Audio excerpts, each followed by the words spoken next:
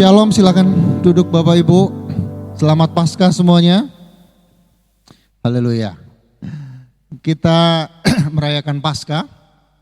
Kita merayakan kematian Tuhan Yesus di atas kayu salib. Ya, di dalam bahasa Inggris Paskah itu Good Friday. Padahal kita sedang merayakan penderitaan dan kematian Kristus di atas kayu salib. Tapi namanya Good Friday. Sebab ada yang baik dari situ. Karena pengorbanan Kristus, kematian Kristus di atas kayu salib, kita menerima keselamatan. Amin. Bahwa kematian Kristus di atas kayu salib dan juga kebangkitannya itu adalah event penting di dalam iman kekristenan. Itu adalah event penting dalam, karena segala sesuatu didasari sama itu, yaitu keselamatan bagi jiwa kita. Suatu kemarin kalau tidak salah, istri saya lagi melakukan diskusi sama temannya, ini teman baiknya. Dulu sama-sama hamil, hampir bersamaan, beda waktu beberapa bulan. Lalu melahirkan hampir bersamaan. Lalu anak kami meninggal karena sakit jantung bawaan. Lalu kemudian beberapa bulan kemudian anaknya juga sakit kanker. Di seluruh tulang belakangnya tumbuh kanker. Sampai kemudian harus dirawat di rumah sakit dan koma selama 3 bulan di ICU, dipicu. Ya, kemudian meninggal juga. Dan itu pukulan berat. Nah, mereka saling berdiskusi banyak hal. Nah, kemarin itu diskusinya begini. Kenapa Tuhan taruh pohon pengetahuan yang baik dan jahat di Taman Eden?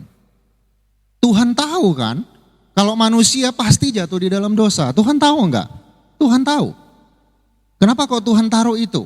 Alasannya dia dikasih sebuah alasan, tapi istri saya bilang kayak gini. Itu adalah konsekuensi dari kehendak bebas yang ditaruh di dalam diri manusia. Kalau manusia punya kehendak bebas untuk taat kepada Tuhan dan tidak taat kepada Tuhan, maka harus dihadapkan kepada pilihan. Kalau manusia tidak punya pilihan selain menyembah Tuhan, mengasihi Tuhan, itu bukan kasih yang sebenarnya. Tuhan gak mau. Makanya Tuhan menciptakan manusia. Konsekuensinya harus ditaruh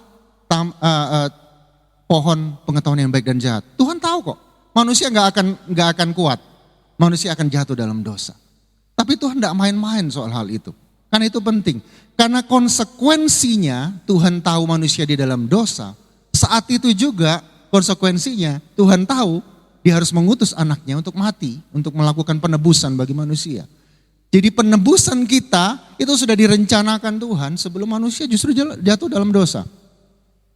Kalau kita membaca Alkitab dari Kejadian sampai Wahyu, cuma ada tema penting sebetulnya. Kerangkanya cuma 4. Yang satu penciptaan manusia, yang kedua manusia jatuh dalam dosa, lalu redemption, penebusan manusia. Lalu kemudian glorification, yaitu mempermuliakan kita nanti wujudnya dan finalnya pada saat Tuhan Yesus datang kedua kali. Nah, sebetulnya di Alkitab tidak ada perintah untuk merayakan Paskah bagi orang Kristen. Ya, tidak ada. Kamu harus merayakan Paskah, itu nggak ada spesifik. Tapi Tuhan waktu dia melakukan perjamuan kudus, dia ngomong kayak gini. Lakukan itu setiap kali kamu melakukannya menjadi peringatan akan daku. Peringatan itu dalam bahasa Inggrisnya remembrance. Kita ingat kembali apa yang sedang terjadi 2000 tahun yang lalu. Maka kita merayakan Paskah supaya kita mengerti dan terus mengingat bagaimana Kristus mati bagi kita di atas kayu salib. Kristus yang Allah 100% mengosongkan dirinya jadi manusia untuk mengalami proses yang demikian mengerikan sampai mati di atas kayu salib untuk menebus dosa kita. Kalau kita ada sekarang ini, mungkin kita merasa bahwa keselamatan itu buat apa sih? Kita tidak ngerti bahwa kehidupan kita di dunia ini cuma sementara saja. Ada kehidupan kekal atau kematian kekal.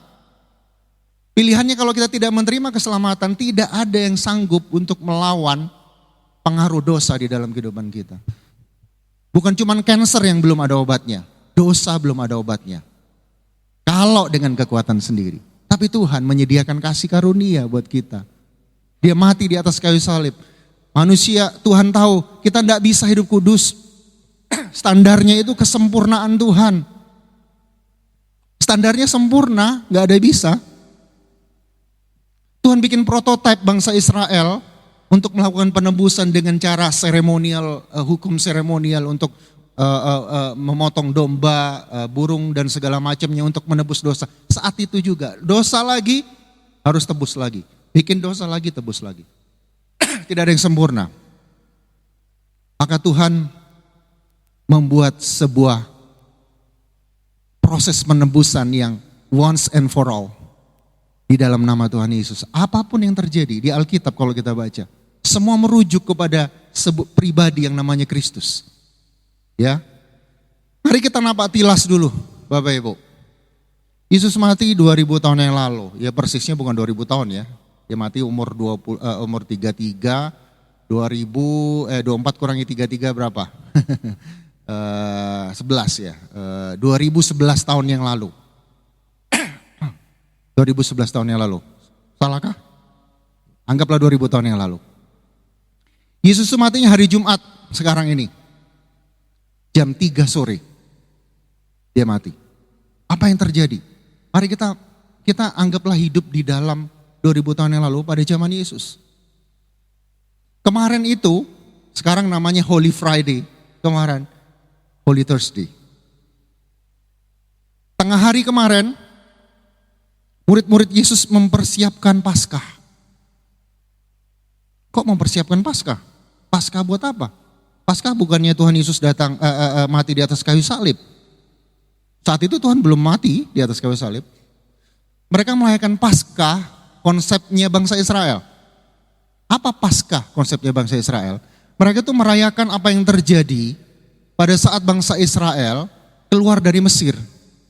Pada tulah ke-10, Tuhan bikin tulah ke-10 apa?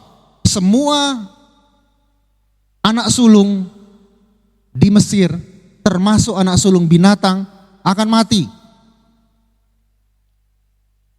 Tapi bangsa Israel dipisahkan. Dia ditebus dengan cara bagaimana? Dia harus motong domba, kambing domba, dipotong, bisa bergabung satu keluarga atau beberapa keluarga, lalu dibakar.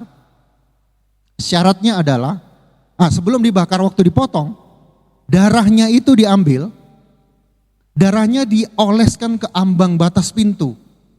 Ya, pintu ditaruh di mana? Ditaruh di atas, lalu kanan kiri. Melambangkan apa itu? Kalau ditarik garis, itu adalah salib. Itu adalah gambaran dari apa yang dikerjakan Yesus di atas kayu salib.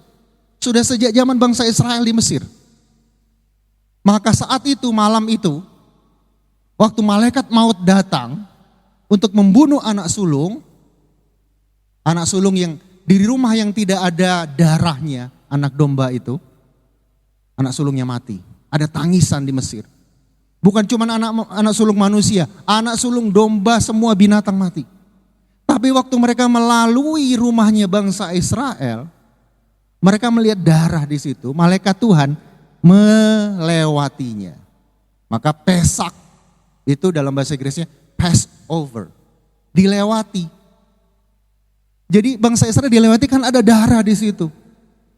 Kalau kita diselamatkan bukan karena kuat dan gagah kita, bukan karena kita pelayanan demikian rupa, bukan karena kita hidup kudus demikian rupa, bukan karena kita beramal demikian rupa. Kalau kita diselamatkan, Bapa itu cuma lihat apa? Lihat darah anaknya di dalam hidup kita. Pastikan kita menerima korban Kristus di atas kayu salib, menerima dia sebagai Tuhan dan Juru Selamat. Karena kita tidak bisa datang sama Tuhan, Bapa di surga, aku melakukan ini, aku melakukan itu. Tidak ada artinya kalau tidak ada darah Kristus di dalam diri kita. Makanya itu Paskah, Passover, dilewati oleh maut karena darah, karena pengorbanan itu. Yang menarik adalah pada saat anak domba itu ada sebuah peraturan lagi. Mereka itu tidak boleh mematahkan tulang dari dombanya itu. Tidak boleh dipatahin. Harus dimakan dagingnya, kalau nggak habis harus dibakar sampai habis. Ingat waktu Tuhan Yesus di atas kayu salib? Tentara Romawi itu biasa mematahkan kaki orang yang disalibkan itu, dipatahin semua sama palu. Begitu dia lewat di Tuhan Yesus, dia lihat Tuhan Yesus sudah mati, dia batal. Dan kemudian ditusuk lambungnya, keluar air. Dia adalah korban Paskah itu sendiri. Dialah korban terbaik. Dulu kita harus, setiap dosa kita harus mengorbankan sesuatu untuk ditebus, datang ke imam besar. Bikin dosa lagi, cari lagi, sembelih lagi. Susah Bapak Ibu. Petugas di sini, pelayan Tuhan di tempat ini repot nanti, ya. Di depan Bapak Ibu bawa kambing, bawa domba untuk disembelih. Tapi sekarang korban Kristus sekali dan untuk selama-lamanya. Dosa kita di masa lalu, masa sekarang, ini gak enak. Bahkan dosa yang akan kita lakukan di masa depan, Tuhan sudah tebus di atas kayu salib. Bersyukur Bapak Ibu. Mari kita remembrance. Ya, merayakan Paskah jam tengah hari, jam 6 sore kemarin, Tuhan melakukan perjamuan terakhir. Last Supper. Tuhan bilang kayak gini, aku sangat rindu makan Paskah ini bersama-sama dengan kamu sebelum aku menderita. Tuhan tahu dia mau menderita. Coba bayangin kalau kita sudah tahu apa nih yang akan terjadi dalam hidup kita. Saya nggak mau. Ada orang mau datang ke dukun untuk tahu apa yang terjadi di masa depan saya. Mau enggak kita tahu kapan matinya kita? Saya nggak mau. Biarkan itu jadi misterinya Tuhan, ya. Tapi Tuhan tahu apa yang terjadi kepada dia keesokan harinya. Jam 8 malam, Yesus memimpin murid-muridnya ke Taman Getsemani. Dia berdoa di situ sampai mencucurkan peluhnya itu sampai seperti darah. Seperti darah. Teman saya di Bali, kerja di bank, saya tidak menyaksikan tapi teman-teman yang lain jadi saksinya. Dia kalau stres, itu di belakang keringat campur darah, pembuluh darahnya pecah. Itu baru ditarget di bank loh ya, belum mengalami penderitaan Yesus. Itu baru itu saya tahu. Jadi saya itu bukan mustahil, ya. Walaupun Lukas tidak menyebutkan begitu, dia cuman peluhnya seperti darah. Yesus memimpin muridnya ke Taman Getsemani dan berdoa. Setelah itu ia datang ke tempat itu berkata kepada mereka, berdoalah supaya kamu jangan jatuh ke dalam pencobaan. Setelah Yesus ditangkap, lari semua itu murid Yesus. Ada yang menyangkal Yesus, ada yang lari, lupa semua dia. Sama semua komitmennya sama Tuhan. Mereka jatuh ke dalam berbagai pencobaan karena mereka gak berdoa. Jam 9, Yudas datang sama tentara Romawi. 9 malam tadi malam. Yesus ditangkap, dicium pipinya untuk menunjukkan ini loh orang yang harus ditangkap. Betrayal kiss. Hati-hati dengan orang yang cium kita, ya. Hati-hati orang yang sepertinya baik sama kita. Bisa-bisa pengkhianat juga. Tuhan ditangkap.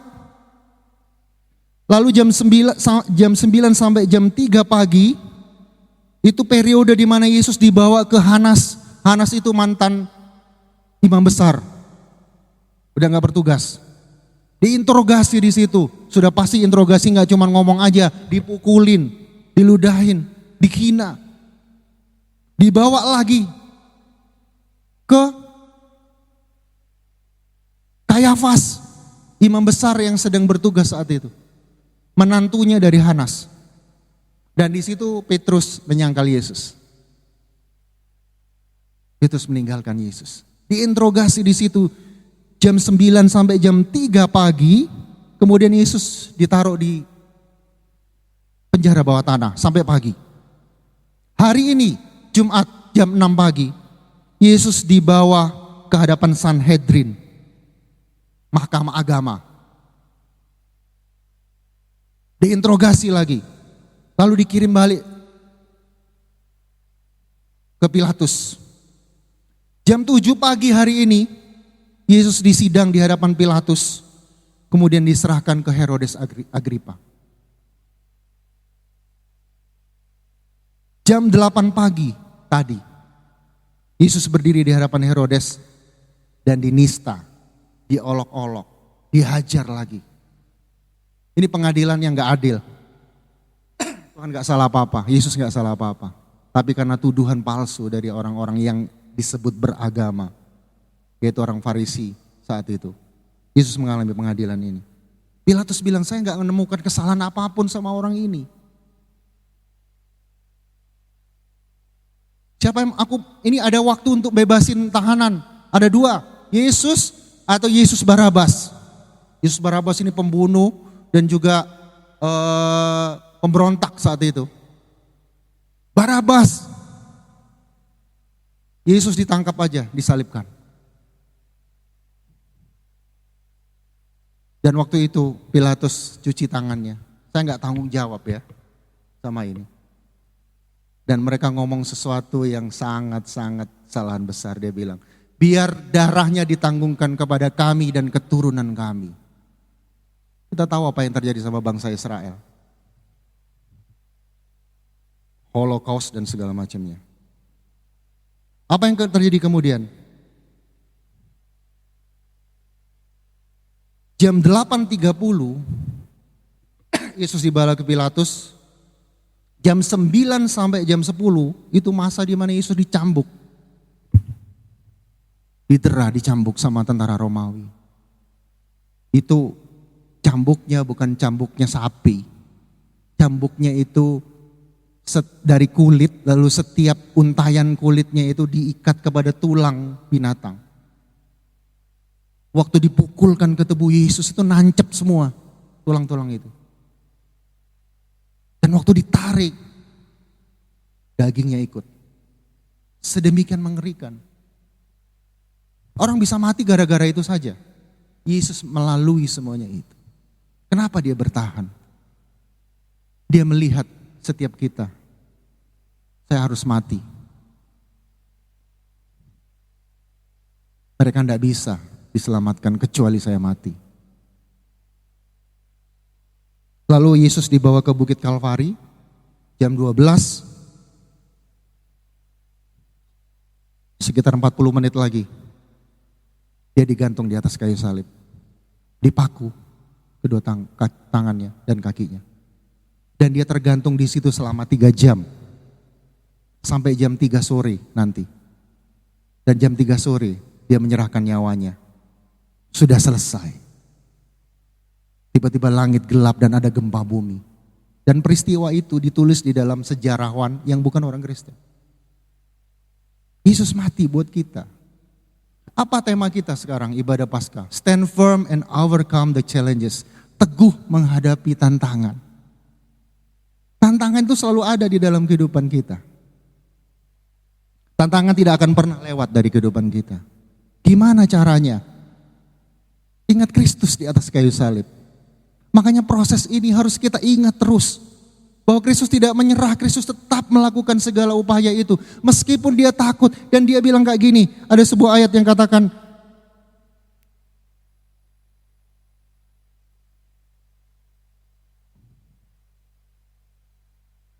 Lukas 22 ayat 39 sampai 46. Lalu pergilah Yesus keluar kota dan sebagaimana ia menuju Bukit Zaitun, murid-muridnya juga mengikuti dia. Sebagaimana biasanya. Artinya apa? Itu adalah habitnya Tuhan pergi ke Bukit Zaitun dan berdoa. Tuhan tahu akan ditangkap, dia harusnya berdoa di tempat lain. Tapi Tuhan harus melalui itu, dia nggak mau. Dia tetap berada di tempatnya, di Bukit Zaitun dan berdoa. Setelah tiba di tempat dia berkata kepada mereka, berdoalah supaya kamu jangan jatuh ke dalam pencobaan. Artinya di dalam tekanan si jahat. Berdoalah, itu kuncinya. Kemudian ia menjauhkan diri dari mereka kira-kira sepelempar batu jaraknya lalu berlutut dan berdoa katanya, ya Bapakku, jikalau engkau mau ambillah cawan ini daripadaku. Tapi bukan kehendakku melainkan kehendakmu yang jadi. Wow. Jika sekiranya engkau mau, tapi Tuhan tidak punya pilihan lain. Hanya satu cara untuk menebus kita dari dosa. Anaknya diutus ke bumi untuk mati di atas kayu salib untuk menebus dosa kita. Pilihannya tidak punya lagi Tuhan. Tuhan bisa saja hapus semua manusia di muka bumi ini. Dia pernah lakukan itu. Waktu zamannya Nuh, waktu zamannya Musa.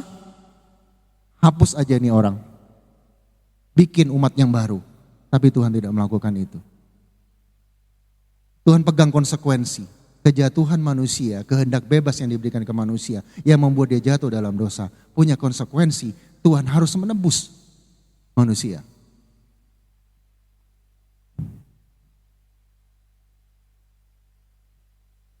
Ayat yang ke-43, maka seorang malaikat dari langit menampakkan diri kepadanya untuk memberi kekuatan kepadanya. Kenapa kok Tuhan Yesus berdoa? Tuhan kan Tuhan. Kenapa dia harus berdoa? Yesus berposisi sebagai anak Allah itu bukan sekedar waktu dia lahir di Bethlehem. Dia sudah anak Allah sebelum dunia dijadikan. Bapa, Anak, Roh Kudus, tiga Tritunggal keilahian yang di dalam Trinitas itu sudah bersekutu dari sejak zaman sebelum ini. Sebelum kejadian ini. Mereka punya persekutuan, terkoneksi satu sama lain. Waktu Yesus jadi manusia, dia jadi manusia yang tidak bisa berbuat dosa, tapi dia punya kelemahan kemanusiaan juga di dalam dirinya. Dia butuh terkoneksi sama Bapaknya, dia butuh terkoneksi sama surga. Berdoa bukan sekedar minta sesuatu, berdoa bukan sekedar ritual, berdoa itu bukan sekedar kamu harus berdoa supaya kamu dapat ini itu, tidak. Berdoa itu terkoneksi sama Tuhan supaya Tuhan bisa merubah kehidupan kita, karakter kita. Kalau kita berdoa untuk tujuan yang lain, tapi bukan tujuan ini untuk punya encounter sama Tuhan, jangan-jangan kita salah berdoa. Saat menghadapi tantangan, Tuhan Yesus terkoneksi sama Bapaknya. Dia perlu kekuatan untuk dia bisa melakukan kehendak Bapaknya.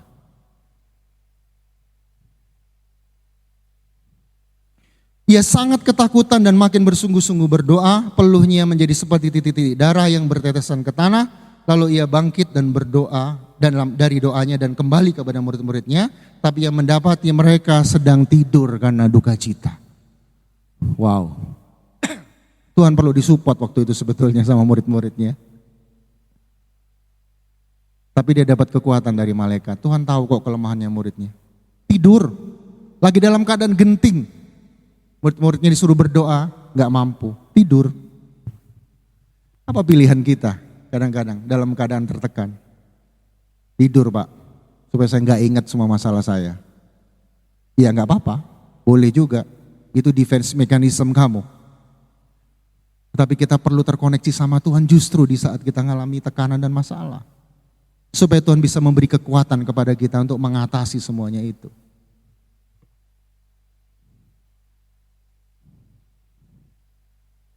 Jadi apa yang kita sedang rayakan sekarang? Merayakan bagaimana penderitaan Kristus dan sengsara Kristus sebelum akhirnya berkorban di atas kayu salib untuk menebus dosa kita. Tuhan melakukan proses yang demikian susah. Istilahnya passion of Christ. Passion itu penderitaan. Ya. Yesus itu punya ketekunan dan memiliki keteguhan hati meskipun ada tantangan besar yang harus dihadapi. Dia mau disiksa, dia mau diolok-olok, dia mau dituduh dengan sembarangan. Dia mau mati di atas kayu salib. Tapi dia memilih untuk melakukan kehendak Bapa di dalam dirinya. Apa yang harus kita teladani dari peristiwa ini? Itu yang penting kan? Tuhan sudah melakukannya di atas kayu salib. Sekarang kita sedang melakukan perjuangan, bukan penebusan, tapi penyucian diri kita. Melawan segala hal, melawan dosa yang masih ada naturnya di dalam kehidupan kita.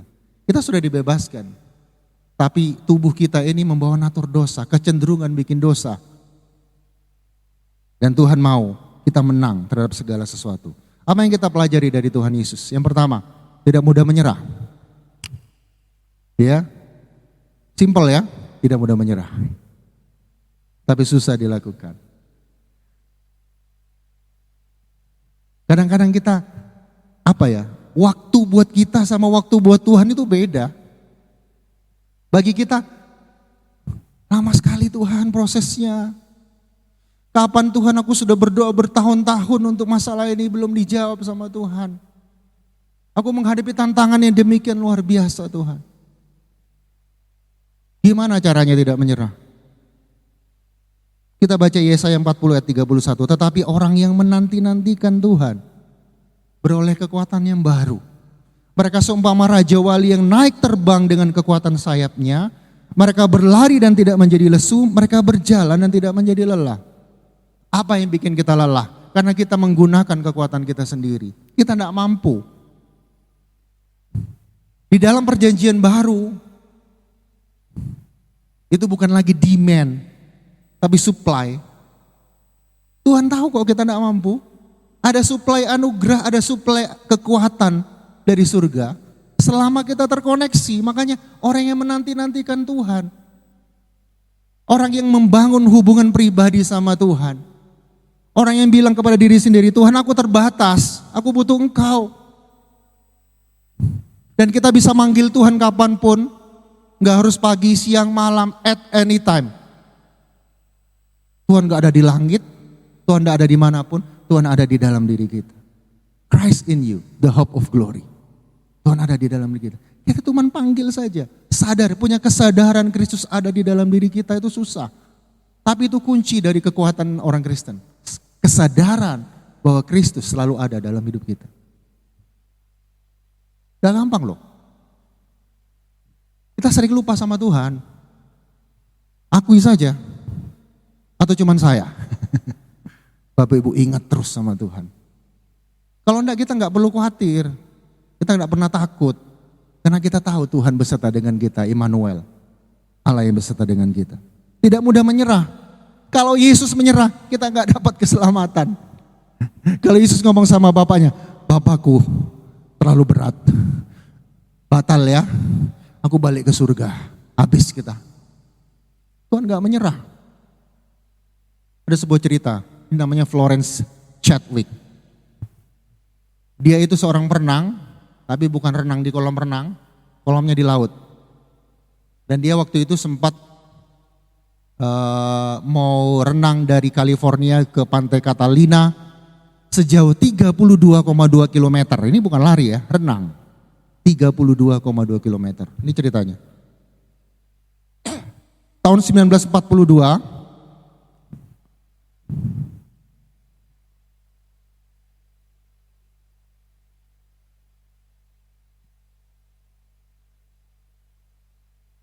tahun 1942, dia berenang 42 kilometer, lebih dari yang tadi ya, dari pantai California ke Pulau Catalina. 15 jam dia berenang. Itu renangnya di laut yang dingin Bapak Ibu.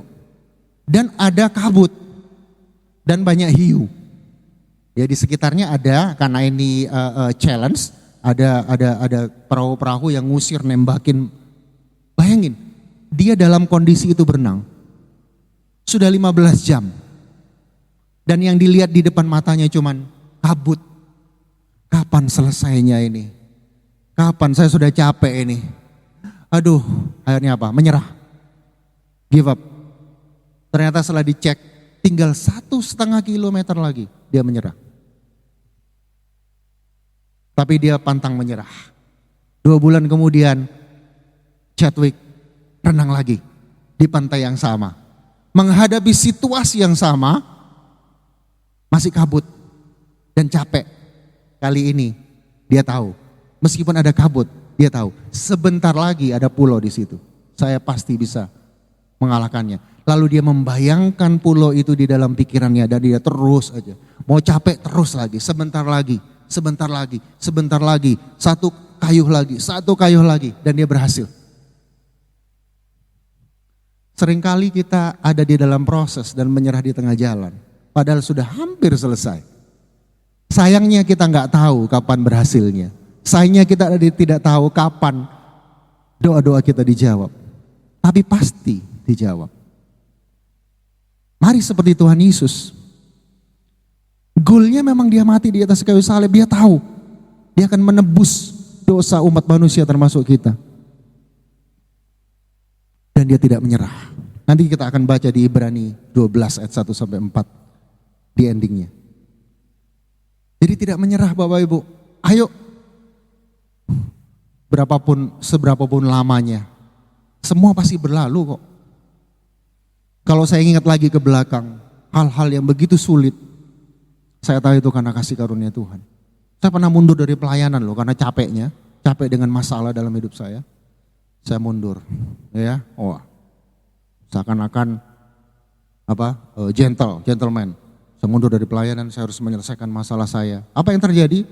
Nggak selesai masalahnya dengan cara mundur. Saya semakin jauh dari Tuhan. Dan saya harus balik lagi sama Tuhan. Saya balik lagi pelayanan.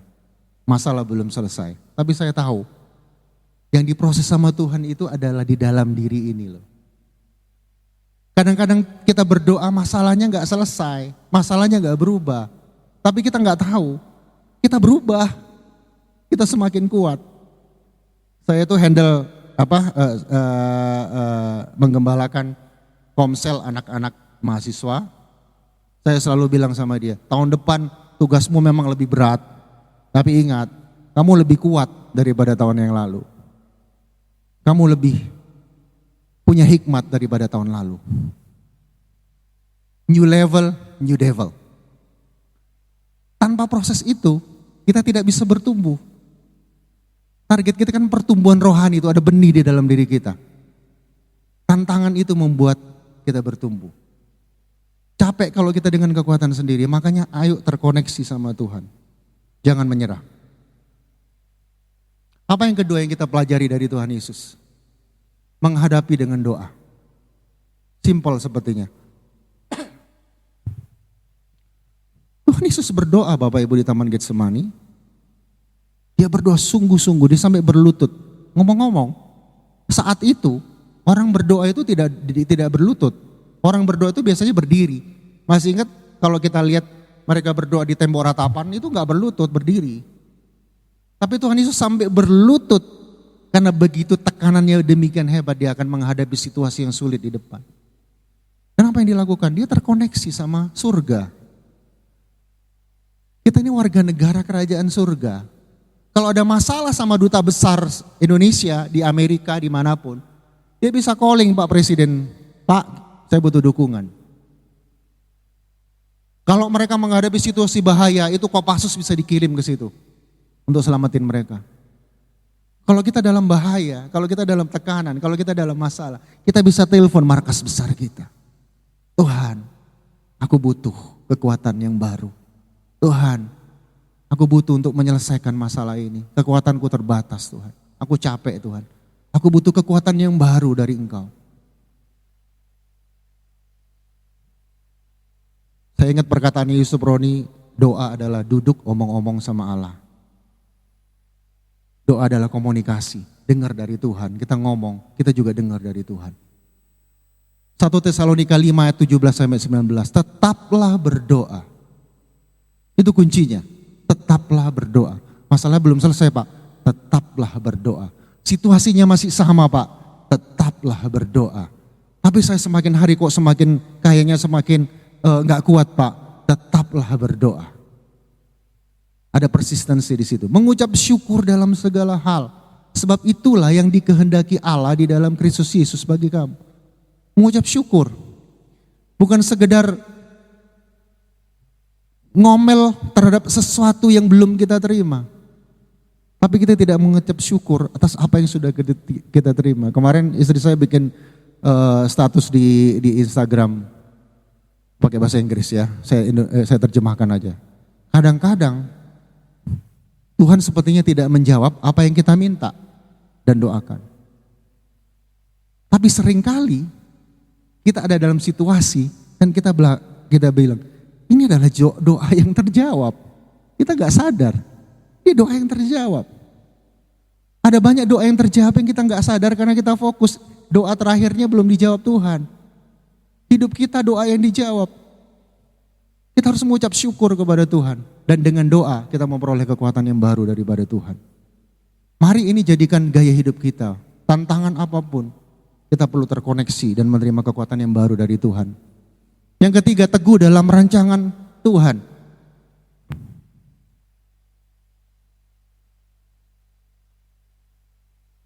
Yeremia 29 ayat 11, sebab aku ini mengetahui rancangan-rancangan apa yang ada padaku mengenai kamu.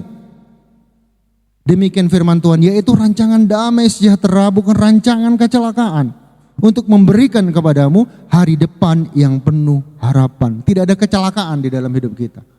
Walaupun kadang-kadang kita merasa itu kecelakaan. No, rancangan Tuhan ada di dalam kehidupan kita. Dan itu tidak pernah gagal.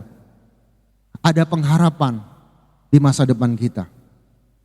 Mari percaya kepada Tuhan senantiasa. Tuhan itu sudah merancang segala sesuatu dalam hidup kita waktu kita ada di dalam kandungan ibu kita. Ya, Daud bilang kayak gitu. Engkau sudah merekam aku di kandungan ibuku. Menetapkan langkah-langkah hari-hari yang akan aku lalui sebelum hari-hari itu ada. Tuhan punya rancangan dalam hidup kita. Percaya bahwa Tuhan punya rancangan yang besar dalam hidup saya. Saya tidak boleh menyerah. Saya harus terus. Tantangan harus saya lewati. Beserta dengan Tuhan, dengan kekuatan Tuhan. Dan kita punya teladan yang luar biasa, yaitu Tuhan Yesus. Menyerahkan semua kepada kehendak Bapa. Kalau maunya kita melenceng. Kalau maunya kita maunya memberontak. Kalau maunya kita tidak mau masalah dan kesedihan. Kita itu kepingin menyingkirkan kesedihan di dalam hidup kita. Kita itu kepingin menyingkirkan segala penderitaan dalam kehidupan kita. Makanya obat penahan rasa sakit itu yang paling laris. Di Amerika mungkin ratusan dolar dihabiskan setiap tahun untuk painkiller. Laris tuh. Karena kita nggak mau sakit. Iya betul nggak mau sakit. Sakit nggak enak memang. Tapi kadang-kadang kita lupa. Kalau ada yang sakit di dalam tubuh kita, artinya ada yang nggak beres tuh. Itu yang harus dicek. Bukan sakitnya dihilangin. Tapi sakitnya itu sedang mengindikasikan apa? Kalau ada sakit di dalam jiwa kita, itu warning, something wrong dengan hidup kita. Beresin itu, bukan melenyapkan penderitaannya, bukan melenyapkan rasa sakitnya, sebab rasa sakit itu kasih karunia. Tuhan yang menciptakan rasa sakit, bukan iblis. Jangan dihindari. Biarlah rancangan dalam hidup kita, tundukkan kehendak kita kepada kehendak Bapa. Karena kita tahu kehendak Tuhan lebih sempurna dari kehendak saya. Saya punya berbagai hal yang good idea di dalam hidup saya. Tapi belum tentu itu God's idea. Saya mau ide Tuhan yang terjadi dalam hidup saya. Bapak bisa mengubah tantangan-tantangan itu sebagai alat efektif untuk membentuk kepribadian kita menjadi semakin tangguh, ulet, dan kuat. Itu poinnya. Kita bertumbuh. Bertumbuh harus mati dahulu. Ya, benih itu harus mati. Harus bertunas. Ada karakter-karakter baru yang muncul. Bertumbuh sampai akhirnya jadi pohon yang besar, jadi berkat bagi banyak orang. Jadi influence bagi banyak orang. Mari kita hargai itu. Lihat rancangan Tuhan. Rancangan Tuhan tidak pernah gagal di dalam kehidupan kita. Amin. Maka itu kita tidak menyerah. Saya akhiri dalam satu ayat terakhir. Terlalu kecil ya. Saya bacakan buat Bapak Ibu.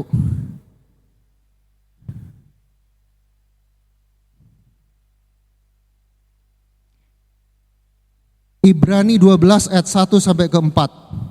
Ini adalah kesimpulan saya terhadap tema ini. Karena kita mempunyai banyak saksi,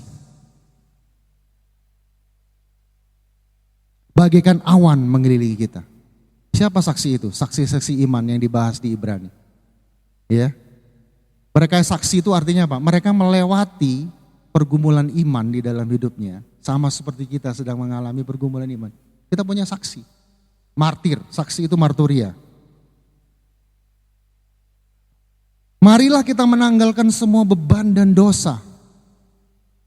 Pilihan kita itu bukan cuman dosa dan tidak dosa. Udah gak ada pertanyaan lagi, merokok itu dosa dan tidak dosa, Pak. Saya punya pacar yang belum kenal Tuhan, boleh gak, Pak?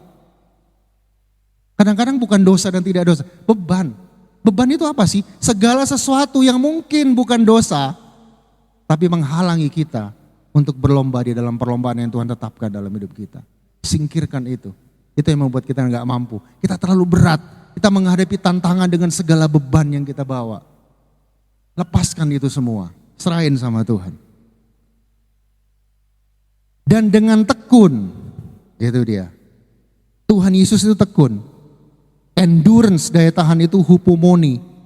Hupomoni itu bukan duduk sabar, enggak kayak gitu. Hupomoni itu mastering, mengalahkan, menguasai setiap apapun yang ada di depan kita. Itu hupomoni. Dalam perlombaan yang diwajibkan bagi kita. Perlombaan itu dalam bahasa aslinya agona, artinya setiap konflik dan setiap pergumulan di dalam kehidupan kita. Artinya konflik dan pergumulan itu diwajibkan bagi kita. Karena hanya begitu cara Tuhan membuat kita bertumbuh. Marilah kita melakukannya dengan mata yang tertuju kepada Yesus. Ingat yang tadi. Kematian Kristus di atas kayu salib, prosesnya. Mata kita tertuju kepada Yesus. Yang dengan mengabaikan kehinaan, tekun memikul salib, ganti sukacita yang disediakan bagi dia, yang sekarang duduk di sebelah kanan tahta Allah. Dia tekun untuk memikul salib karena dia tahu kita harus diselamatkan. Karena dia tahu hanya dengan cara seperti itu kita terbebas dari hukuman maut.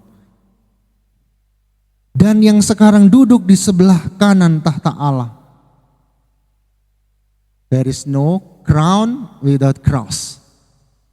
Kita harus melewati itu. Seorang murid tidak lebih dari gurunya. Ingatlah selalu akan Dia yang dengan tekun menanggung bantahan yang sehebat itu terhadap dirinya dari pihak orang-orang berdosa. Supaya apa? Supaya kamu jangan lemah dan putus asa. Pandang Yesus. Dia inspirasi kita. Dia membuat kita bertahan. Dan dialah yang memberi kekuatan kepada kita untuk kita mengatasi semua masalah-masalah dan tantangan dalam kehidupan kita. Dalam pergumulan kamu melawan dosa, kamu belum mencucurkan darah. Mencucurkan air mata iya, belum darah. Mari Bapak Ibu, di Paskah ini kita mau belajar dari apa yang Tuhan Yesus kerjakan di atas kayu salib 2000 tahun yang lalu. Ingat terus akan itu. Pada saat kita menghadapi situasi sulit, pada saat kita menghadapi situasi yang tidak bisa kita kontrol, mari terkoneksi sama Tuhan. Tuhan, aku mau dengan tekun sama seperti Engkau tekun di atas kayu salib. Sebab tanpa itu, aku tidak akan beroleh keselamatan. Tapi oleh karena itu aku diselamatkan. Karena itu, segala tantangan yang Kau izinkan terjadi dalam hidupku Tuhan. Aku mau terus berjalan. Aku tidak mau menyerah. Aku butuh kekuatan baru dari Tuhan. Aku mau bangun kehidupan doaku. Dan aku mau mengerti dan terus memahami rancangan Tuhan di dalam hidupku tidak akan pernah gagal. Amin. Ada 3 hal. Teguh menghadapi tantangan yang pertama adalah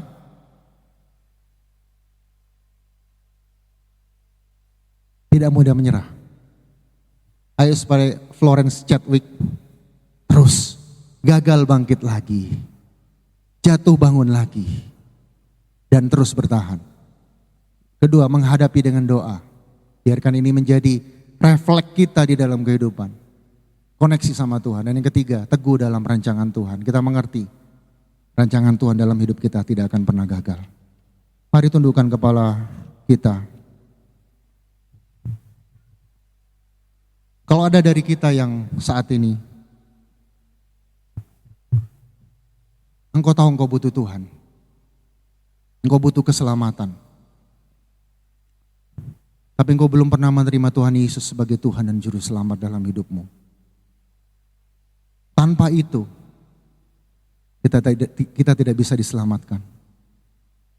Tanpa pengakuan itu, kita tidak menerima apa yang Tuhan kerjakan di atas kayu salib. Bapa mau melihat darah anaknya di dalam kehidupan kita. Itu yang melayakkan kita. Adakah dari Bapak Ibu, saudara-saudara, yang siang ini kau belum pernah menerima Tuhan Yesus sebagai Tuhan dan Juru Selamat? Dan kau mau berkata, aku mau terima Tuhan Yesus. Aku mau buka hatiku untuk Tuhan. Kalau ada, bisa angkat tangan Bapak Ibu. Saya mau menerima Tuhan Yesus sebagai Tuhan dan Juru Selamat. kalau ada. Ini kesempatan buat kita.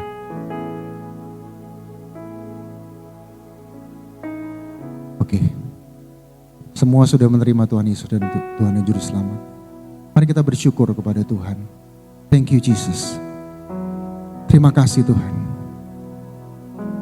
Kami mau ingat pengorbanan-Mu di atas kayu salib. Engkau yang mati bagi kami. Engkau yang tidak menyerah bagi kami. Terima kasih Tuhan. Bila hidup kami, hidup yang diubahkan oleh Tuhan. Hidup yang sudah dilepaskan, dimerdekakan oleh Tuhan. Tidak ada yang bisa menuduh kami lagi. Tidak ada yang bisa mendakwa kami lagi. Karena kami tahu kami sudah ditebus dengan darah Tuhan yang kudus. Terima kasih Tuhan. Tantangan apapun yang Tuhan izinkan dalam hidup kami, kami tahu kami lebih daripada pemenang. Kami bersyukur atas setiap firman-Mu siang hari ini. Kami mau terima itu dan kami mau melakukannya. Kami percaya ada kekuatan-Mu yang menyertai kami. Anugerah yang besar yang tidak terbatas ada di dalam kehidupan kami. Kami bersyukur atas firman-Mu. Di dalam nama Tuhan Yesus Kristus kami berdoa. Haleluya. Amin. Tuhan memberkati Bapak Ibu.